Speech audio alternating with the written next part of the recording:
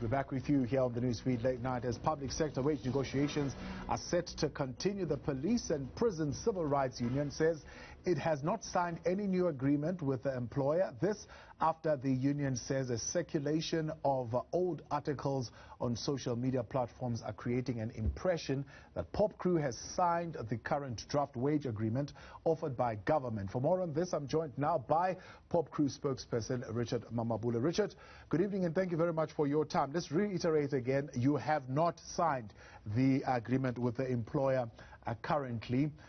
Let's talk then about where the facilitation process is at right now. Okay, thank you. Indeed, we have not signed any agreement up to so far.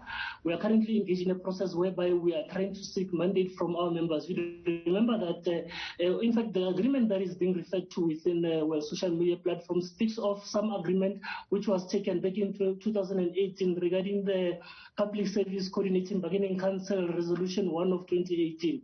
Now, we're totally in a new process that deals with the agreements for the year 2021-2022. Wherein they are currently negotiations, and of course, so this is a different matter. POPCRU is a worker-controlled trade union, and therefore it takes mandates from its members. So processes of engagement are currently underway. There was, of course, a meeting that ended on the 23rd of April, wherein Labour rejected the 0% offer that was presented by the employer. Now, since then, parties have went into facilitation. The process started from the 7th to the 21st. That is when government came with a new revisited offer, totaling up to 22 billion rands from the initial 0%.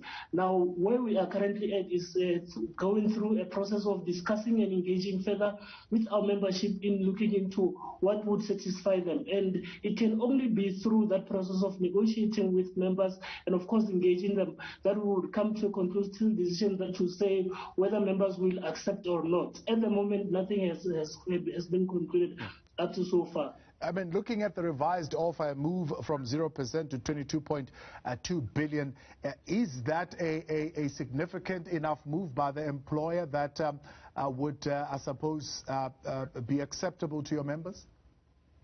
We doubt. Our members will obviously have their say, but our concerns have obviously been the fact that if you divide this 22.2 billion with the 1.2 million public servants, it means that they'll be getting 978 rands, which is non-pensional for a period of a year, which we think will obviously have more challenges in the near year, because you remember that there's already a backflow from the agreement of 2018 PSCVC agreement, wherein government only implemented certain parts of the agreement and did not conclude on the last part. So there are a number of negotiations that we will be expecting to happen in the short term, because there are already those which have not been fully fulfilled by government. So we do not think it's going to be sufficient, as it well does not add into workers' pension funds.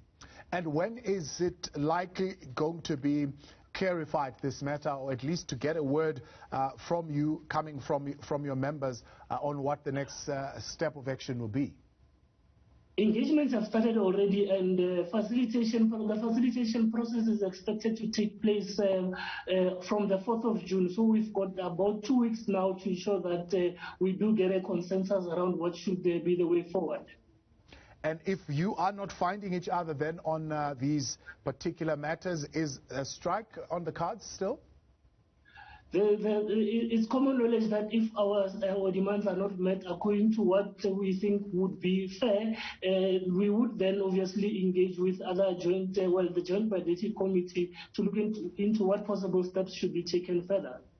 All right, Richard, I appreciate your time. Thank you very much for joining us tonight. That is a POPCRU spokesperson there, Richard Mamabolo, on the current wage negotiations and where the facilitation process is at. They'll be back on the negotiating table on the 4th of June. Meanwhile, the